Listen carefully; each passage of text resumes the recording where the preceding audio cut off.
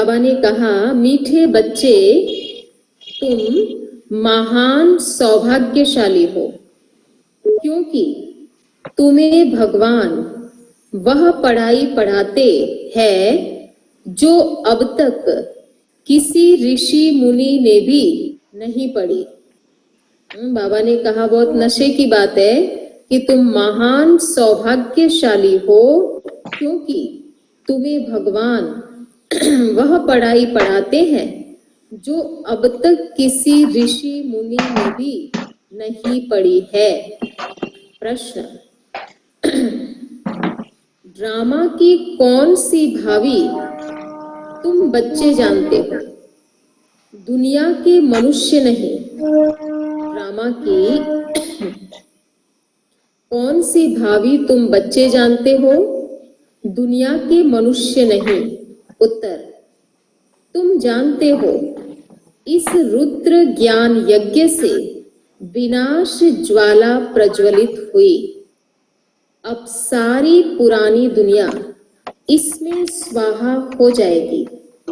ये भावी कोई टाल नहीं सकता, माना ये फिक्स ड्रामा है, इसको कोई टाल नहीं सकता। यह ऐसा अश्वमेध अविनाशी रुद्र यज्ञ है जिसमें सारी सामग्री स्वाहा होनी है। फिर हम इस पतित दुनिया में नहीं आएंगे।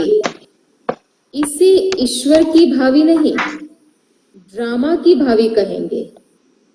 गीत है, मुखड़ा देख ले प्राणी जरा दर्पण में, देख ले कितने पुण्य है कितने पाप तेरे जीवन में। ओम शांति। तो तुम बच्चे भी मनुष्य हो।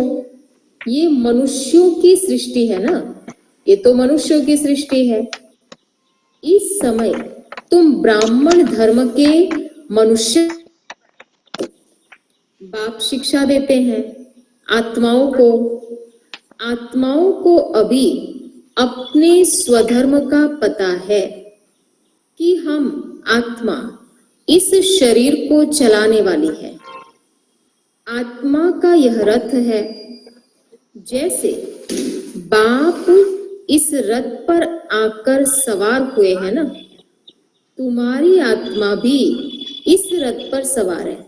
जो हम लोगों को हर एक को अपना अपना शरीर मिला है ना, तो ये रथ है हमारा। तो आत्मा भी इसमें आकर सवारी करती है जितना इसका टाइम है। जैसे बाबा ने ब्रह्मा बाबा का शरीर लिया है। सिर्फ आत्मा को यह ज्ञान भूल गया है कि हम आत्मा शांत स्वरूप है। हमारे रहने का स्थान ही मूल वतन है। ये शरीर हमको यहाँ मिलता है। ऐसे ऐसे अपने साथ बातें करनी चाहिए। बाप कहते हैं, तुम आत्मा शांत स्वरूप हो। अगर तुम चाहो कि हम शांति में बैठे तो अपने को आत्मा समझ शांति धाम के निवासी समझो। थोड़ा समय शांति में बैठ सकते हैं, क्योंकि जब तक शरीर है तो कर्म तो करना पड़ेगा ना। अब पूरा दिन तो बैठ नहीं सकते। बाबा कहते थोड़ा टाइम बैठ सकते हो। मनुष्य शांति ही मांगते हैं, मन को शांति चाहिए, ये आत्मा ने कहा। परंतु मनुष्य यह नहीं जानते कि मैं आत्मा हूं। अगर आत्मिक स्थिति में रहे तो शांति अपने आप अनुभव होगी, ये भूल गए हैं। एक कहानी भी है ना, रानी के गले में हार पड़ा था और ढूंढती थी बाहर। माना जो हार 9 लखा हार वो उसके गले में कपड़े के नीचे ढका हुआ था और वो बाहर ढूंढ रही थी। ऐसे ही शांति हमारे गले का हार है, माना आत्मा का स्वधर्म है, और हम उसको बाहर ढूंढ रहे हैं। तो बाप भी समझाते हैं, शांति तो तुम्हारा स्वधर्म है।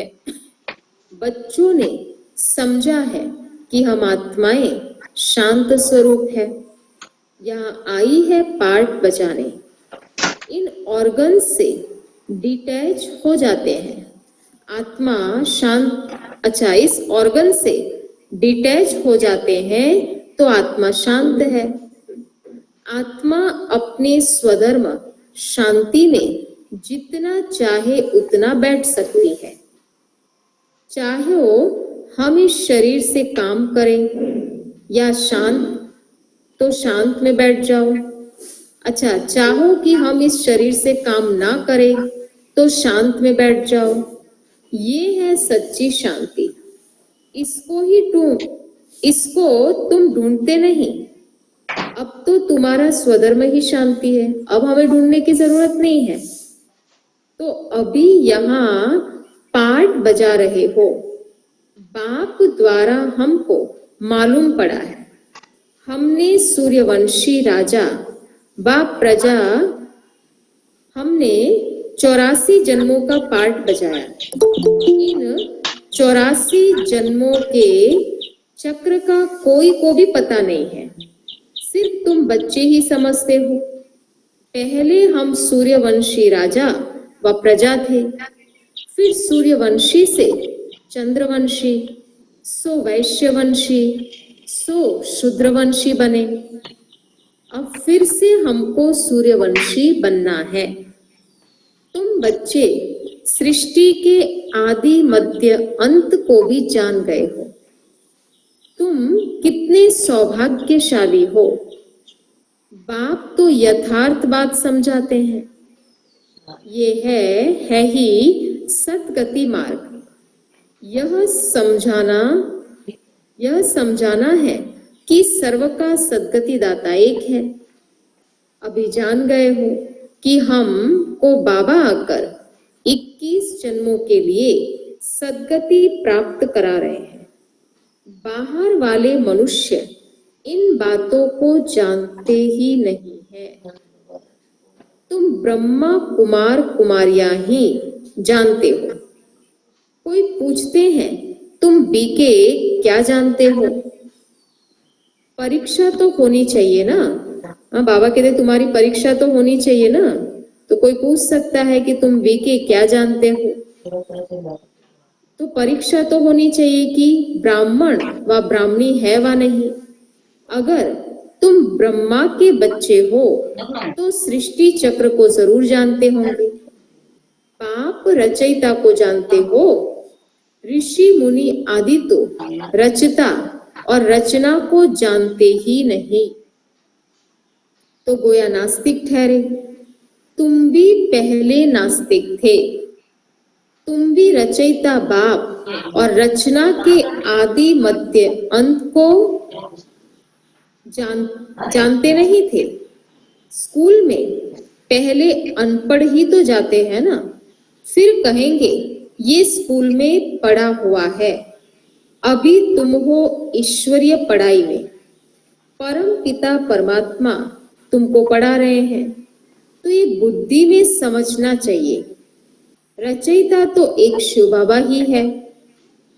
तो रुद्र ने ज्ञान यज्ञ रचा, यह शास्त्रों में भी है। अब रुद्र और शिव परमात्मा में तो फर्क है नहीं, शिव बाबा का ही नाम है रुद्र। यह भी है कि रुद्र ज्ञान यज्ञ से विनाश ज्वाला निकली। सिर्फ रुद्र शिव की जगह कृष्ण का नाम डाल दिया है। शास्त्र में क्या कर दिया? कृष्ण का नाम डाल दिया। तो है वही गीता। कहते हैं इस ज्ञान यज्ञ से विनाश ज्वाला प्रज्वलित हुई। तो स्वराज्य के लिए ये ज्ञान यज्ञ है ना, इसमें पुरानी दुनिया स्वाहा होनी है। यज्ञ में सारी आहुति अर्थात सामग्री डालते हैं ना, सब स्वाहा कर देते हैं। तो इस रुद्र ज्ञान यज्ञ में सारी पुरानी दुनिया स्वाहा हो जाएगी।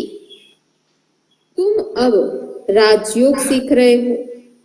इस पतित दुनिया में फिर आएंगे नहीं।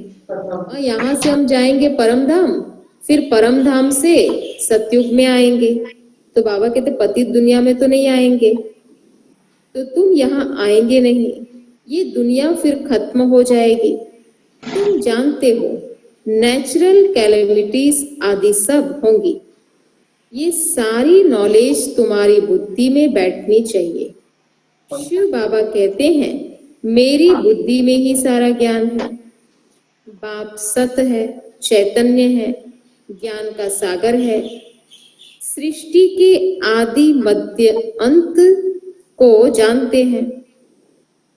ऋषि मुनि तो कहते हैं हम रचयिता और रचना को नहीं जानते।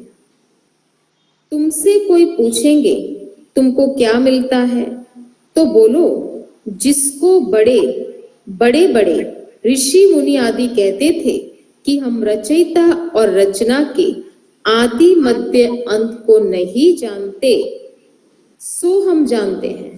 माना जो ज्ञान ऋषि मुनि भी नहीं जानते थे वो अभी हम जान गए हैं, तो हम कितने भाग्यवान हैं, वो हमको पढ़ाते हैं। रचयिता बाप के सिवाय रचना के आदि मध्य अंत का ज्ञान कोई समझा नहीं सकता, रचयिता ही समझाएंगे ना। तुमको मालूम है मक्खियों की भी एक रानी होती है। बाबा बोल रहे हैं कि जो मक्खियां होती है ना उनकी भी एक रानी होती है। रानी के साथ पीछे पीछे सब मक्खियां जाती है, उनकी बहुत यूनिटी होती है। एक रानी मक्खी जाएगी तो सब जाएंगे। रानी अर्थात माँ, तो माँ के साथ उनका कितना संबंध है। बेहद के बाप भी, बेहद का बाप भी आते हैं तो सभी बच्चों को साथ ले जाते हैं ना। ऐसे ही जब बाबा जाएंगे तो उनके पीछे सब आत्माएं जाएंगी। तुम जानते हो बाबा आया हुआ है, हम आत्माओं को साथ ले जाएंगे शांति धाम में। फिर से हमारा सतयुग का पाठ शुरू होगा। जिस पाठ बजाने के लिए तुम यह देवी देवता पद पा रहे हो, यहाँ तुम आते ही हो मनुष्य से देवता बनने, देवताई पद पाने। तो सब गुण यहाँ ही धारण करना है। ऐसा नहीं कि सतयुग में जाकर, यहाँ से ही धारण करना है। तो बाबा कहते सब गुण यहाँ ही धारण करना है। इन लक्ष्मी नारायण जैसा बनना है। इनको दिव्य दृष्टि के सिवाय कोई देख नहीं सकते। अभी तुम जानते हो कि हम सूर्यवंशी देवता बनेंगे। तुम्हारी बुद्धि में है कि स्वर्ग की राजधानी कैसे स्थापन होती है। हम लोग जान गए हैं कि स्वर्ग कैसे स्थापन होता है। स्वर्ग में कितनी सुंदर दुनिया, पवित्र सुखी दुनिया होंगी। लेकिन मनुष्य तो जानते हैं कि स्वर्ग माना कहीं आसमान में होगा, वो तो ऐसे ही समझते हैं। सतयुग में था ही देवी देवताओं का राज्य, परंतु देवताओं के राज्य में भी फिर राक्षस आदि दिखाते हैं। शास्त्रों में कितना गड़बड़ कर दिया। राम के साथ रावण, कृष्ण के साथ कंस को दिखा दिया। और सतयुग में भी अशांति कर दी। अब सतयुग त्रेता में भी अशांति होंगी तो उसको स्वर्ग कैसे कहेंगे। तो ये कोई नहीं जानते भारत कितना पवित्र था। महिमा भी गाते हैं सर्वगुण संपन्न। उन्हों के आगे माथा भी टेकते हैं। मंदिर भी बहुत बने हुए हैं, परंतु यह पता नहीं कि आदि सनातन देवी देवता धर्म सतयुग का कब और कैसे स्थापन हुआ, कैसे स्थापन किया, किसने किया। भारत जो इतना ऊंच था वह नीच कैसे बना, यह किसी को भी पता नहीं है कि ये देवी देवताएं कहाँ चले गए, अभी कहाँ हैं, कुछ भी पता नहीं है। कहते हैं ये भावी बनी बनाई है। किसकी भावी है वह भी नहीं समझते। ड्रामा की भावी समझे तो समझ में भी आए। ड्रामा का रचयिता, क्रिएटर, डायरेक्टर कौन है, सिर्फ कह देते हैं ईश्वर की भावी। ड्रामा कहने से ड्रामा के आदि मध्य अंत को भी तो जानना चाहिए ना। सिर्फ किताब पढ़ने से ड्रामा का पता नहीं पड़ सकता है जब तक कोई ड्रामा देखे नहीं। अब आप देखो स्कूल में भी ऐसा होता है कि किताब में आप स्टोरी देख पढ़ लो तो आपको नहीं पता चलेगा, इतना समझ में नहीं आएगा जब तक आप देखो नहीं। जैसे अखबार में भी पता पड़ा था, एक कृष्ण चरित्र का ड्रामा बना हुआ है, परंतु देखने बिगर तो कोई समझ थोड़े ही सकता है। देखेंगे तब समझेंगे कि ड्रामा में ये सब होता है। तो तुम बच्चे भी ड्रामा को अभी समझते हो। मनुष्य कहते हैं वर्ल्ड की हिस्ट्री ज्योग्राफी का ये चक्र फिरता रहता है, परंतु कैसे फिरता है यह अभी तुम समझते हो। तो नाम भी लिखा हुआ है, सतयुग, त्रेता, द्वापर, कलयुग, फिर संगम युग। परंतु मनुष्यों ने समझ लिया है कि युगे युगे आते हैं। वो कहते हैं कि परमात्मा ना हर युग में आते हैं। अब हर युग में थोड़ी बाबा आएंगे, क्योंकि सतयुग त्रेता में तो उनकी जरूरत ही नहीं है, हम सब सुख में हैं। द्वापर से भी इतना दुख नहीं था। तो सतयुग त्रेता का भी संगम होता है, संगम तो 4 होते हैं, तो सतयुग त्रेता का भी संगम होता है, परंतु उस संगम का कोई महत्व नहीं है। बाकी संगम में हम नीचे उतरते हैं और ये एक ही संगम है जिसमें ऊपर चढ़ते हैं।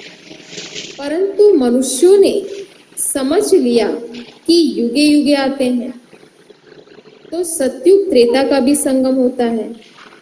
वहां तो कुछ होता नहीं, उस संगम का कोई महत्व नहीं है। ये बातें तुम जानते हो। सतयुगी सूर्यवंशियों ने फिर चंद्रवंशियों को राज्य कैसे दिया है?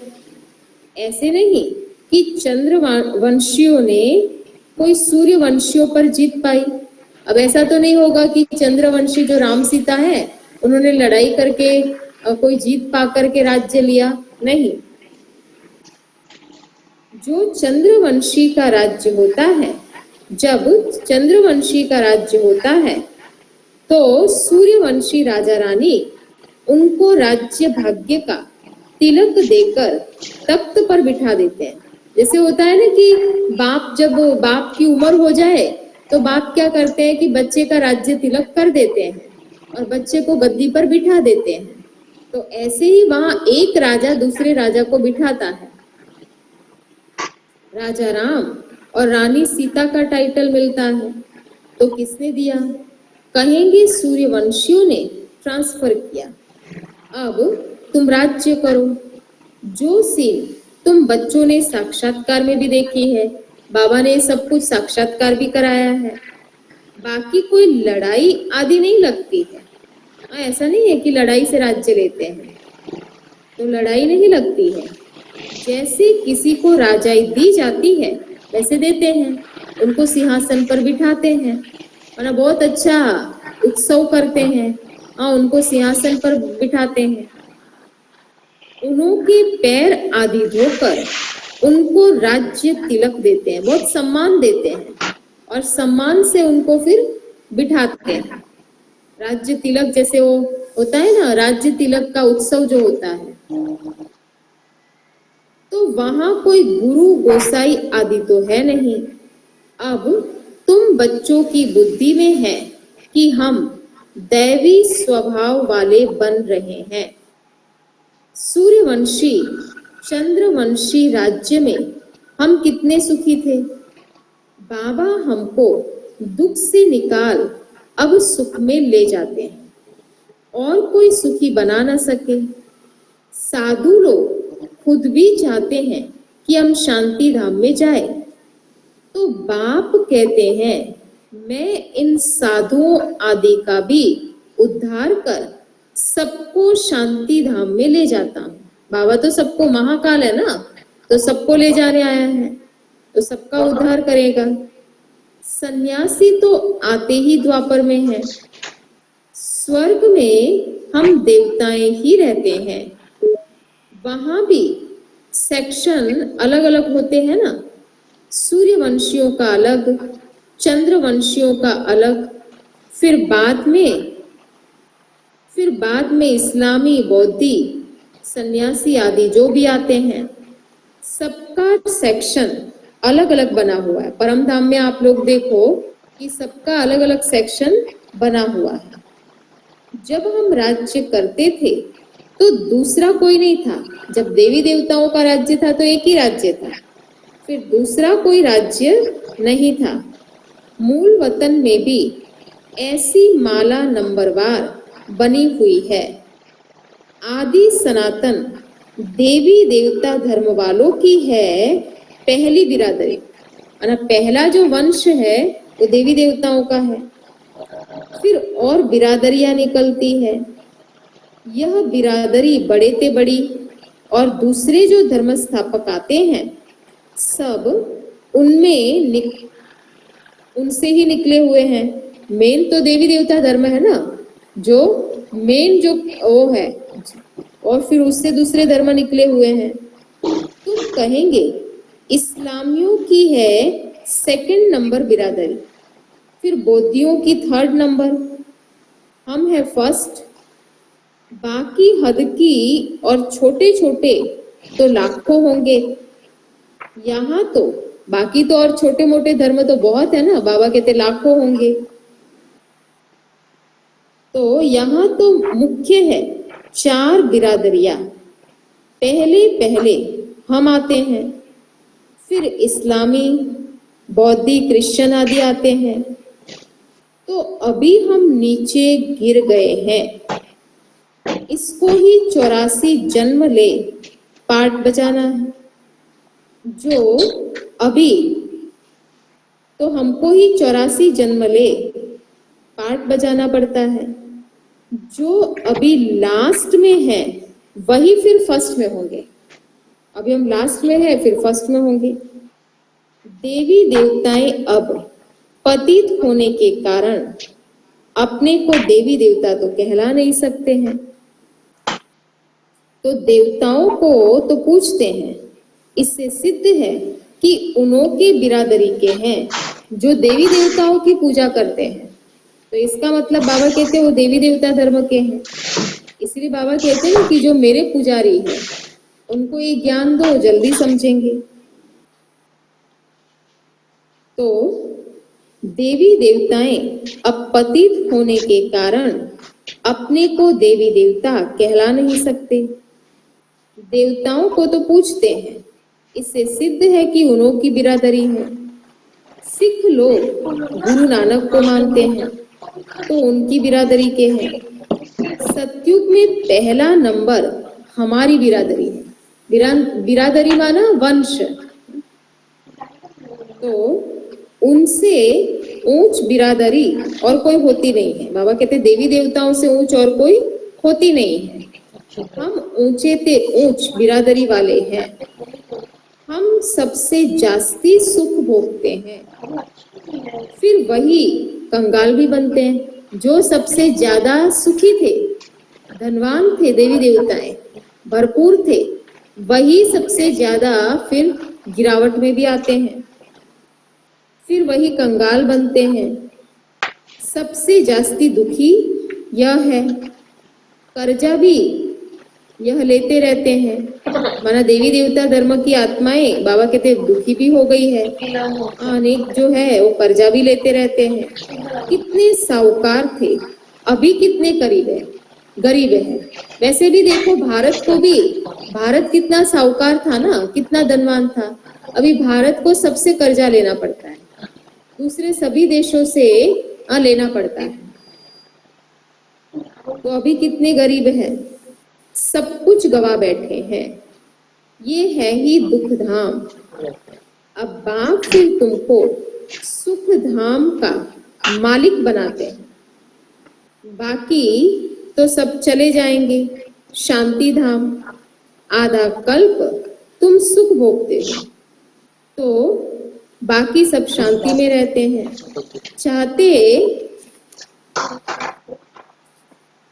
बाकी सब शांति में रहते हैं। चाहते भी है कि हम मुक्ति में जाए। सुख को काक विष्टा समान समझते हैं। कई लोग तो सुख को मानते ही नहीं है कि हमेशा से सृष्टि में दुख ही दुख है, तो सुख को मानते ही नहीं है। कई लोग कहते हैं हम मुक्ति में ही रहे, नीचे आए ही नहीं। उनको सुख धाम का अनुभव नहीं है ना, कि स्वर्ग में कितना सुख था, कितना सुविधा थी, सुख सुविधा, वो उनको पता ही नहीं है। तुमको अनुभव है, इसीलिए हमको स्वर्ग खींचता है, क्योंकि हमने स्वर्ग में बहुत सुख भोगा है, वहां बहुत आनंद लिया है, तो इसीलिए हमको स्वर्ग ना अच्छा लगता है, खींचता है कि हम कब जाए, दुख की दुनिया कब पूरी हो। तो तुमको तो बाबा कहते अनुभव है, महिमा भी गाते हैं, परंतु पतित होने के कारण भूल गए हैं, हम सब कुछ भूल गए हैं। इसीलिए बाबा ने आकर हमको याद दिलाया है कि तुम वही देवी देवताएं हो। अब बाप याद दिलाते हैं, हे भारतवासी, तुम देवी देवता धर्म के हो। द्वापर से नाम बदली कर दिया। अब कई जो बाबा के बच्चे हैं, उनको तो विश्वास ही नहीं होता क्या हम ही सचमुच में देवी देवता है, या बनने वाले हैं, या जो मंदिरों में पूजा हो रही है वो क्या हमारी ही हो रही है। तो बाबा कहते ये अनुभव करने की बात है। तो जो पक्के माना, या तो जो पीछे आने वाले होंगे उनको विश्वास कम होगा, और जो एकदम शुरू से अच्छा पद पाने वाले हैं उनको तो जल्दी से विश्वास हो जाएगा। तो बाबा कहते देवता धर्म वाले ही पतित बन गए हैं, गाते भी रहते हैं, हे पतित पावन आओ। तो बाप ने बताया है कि हे भारतवासी, तुम देवी देवता धर्म के हो। बाप ने बताया है तुम कितने जन्म पावन और पावन दुनिया में थे, कितने जन्म पतित दुनिया में हो, अब फिर पावन दुनिया में जाना है। तो हम कितने जन्म पावन दुनिया में रहते, 21 जन्म, फिर 63 जन्म पतित दुनिया में रहते हैं। ये भी सब क्लियर होना चाहिए। ये पाठशालाओं की भी पाठशाला है, सबसे ऊंची पाठशाला है, यज्ञों का भी यज्ञ है। सारी पुरानी दुनिया इसमें खत्म होनी है, ये सबसे बड़ा यज्ञ है। बाबा कहते सारी पुरानी दुनिया इसमें स्वाहा होनी है। होलिका जलाते हैं, होलिका जलाते हैं, तो यह सब पर्व अभी के हैं। रक्षाबंधन, दिवाली, होलिका, वो सब अभी का है। आत्मा चली जाएंगी, बाकी शरीर तो खत्म हो जाएगा। तो यह नॉलेज कोई सन्यासी आदि दे न सके। गीता में कुछ है, आटे में नमक जैसे, अब ज्ञान तो प्राय लोप हो जाता है। गीता में कुछ बाबा कहते सच्चाई है, जैसे कि आटे में हम नमक डालते हैं तो बाकी तो ये शरीर खत्म हो जाएगा, तो ये ज्ञान प्रायलोप हो जाता है। शिव बाबा कहते हैं हमने यह यज्ञ रचा है, इनसे तन, इसमें तन मन धन सब स्वाहा करना है, जीते जी मरना है। ये ज्ञान तुमको अभी ही मिल रहा है, फिर बाद में नहीं मिलेगा। और ये ज्ञान ऐसा है जो आज बाबा ने बोला कि कोई भी ऋषि मुनि ने नहीं पढ़ा। अच्छा, मीठे मीठे सिकिलरे बच्चों प्रति माता पिता बाप दादा का याद प्यार और गुड मॉर्निंग। रूहानी बाप की रूहानी बच्चों को नमस्ते। हम रूहानी बच्चों की रूहानी बाप दादा को याद प्यार, गुड मॉर्निंग और नमस्ते। शुक्रिया बाबा, शुक्रिया बाबा, आपका बहुत बहुत शुक्रिया। तो धारणा के लिए मुख्य सार है, पहली पॉइंट, सुख धाम में जाने के लिए अपना दैवी स्वभाव बनाना है। यहाँ से अपना स्वभाव दैवी स्वभाव बनाना है। ड्रामा के आदि मध्य अंत के राज को बुद्धि में रख हर्षित रहना है। कि जो भी ड्रामा की भावी है ना, जैसे विनाश लोग समझते हैं कि ईश्वर कराते हैं, ईश्वर की भावी है, लेकिन नहीं, ये ड्रामा की भावी है, परिवर्तन होना ही है।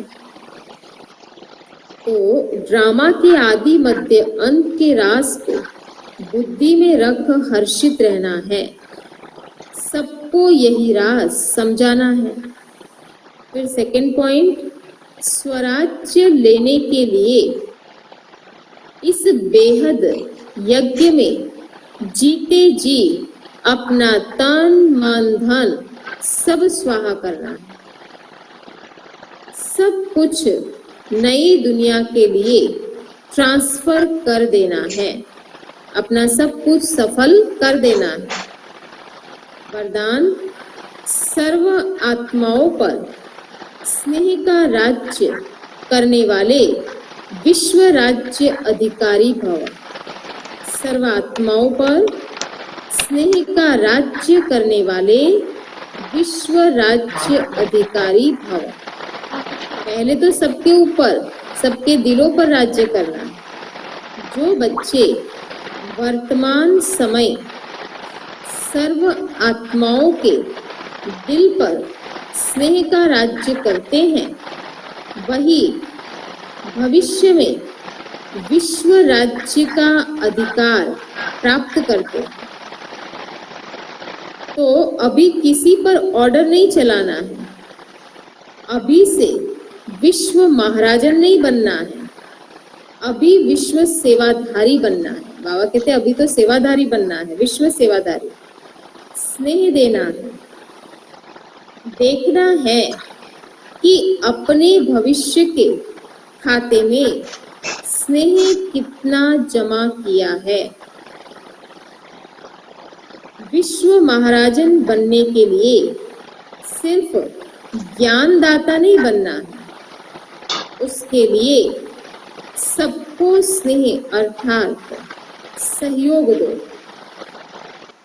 एक बार रिपीट, जो बच्चे वर्तमान समय सर्वात्माओं के दिल पर स्नेह का राज्य करते हैं, वही भविष्य में विश्व के राज्य का अधिकार प्राप्त करते हैं। अभी किसी पर ऑर्डर नहीं चलाना है। अभी से विश्व महाराजन नहीं बनना है। अभी विश्व सेवाधारी बनना है। जो विश्व सेवाधारी बनना है, स्नेह देना है। देखना है कि अपने भविष्य खाते में स्नेह कितना जमा किया है।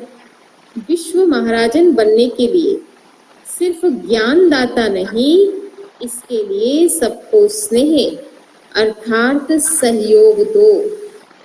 और स्लोगन है, जब, बहुत अच्छी बात बाबा ने कही, जब थकावट फील हो तो खुशी में डांस करो। हाँ, मन से डांस करो। मना जब ऐसी लगे कि बहुत थकावट है, तन से भी और मन से भी कुछ थके हुए हैं, तो ऐसा कोई खुशी का गीत लगा दो। हाँ, बाबा का इतना अच्छा और खुशी का गीत लगा के डांस करना शुरू कर दो। अकेले में डांस करो। अगर डांस करना नहीं भी आता तो अकेले में तो कोई देखेगा नहीं आपको, तो अकेले में डांस करो तो मन क्या होगा, या तो कोई ऐसी अच्छी सी मुरली, हाँ, ऑडियो चला दो और बाबा के कोई सुंदर सुंदर गीत चला दो और डांस करो। तो इससे क्या होगा, मूड चेंज हो जाए। एकदम चुपचाप बैठ नहीं जाओ, क्योंकि उस समय तो योग लगेगा नहीं। तो इसीलिए खुशी के अच्छे अच्छे गीत लगाओ और डांस कर लो। अच्छा, तो आज बाबा ने क्या कहा,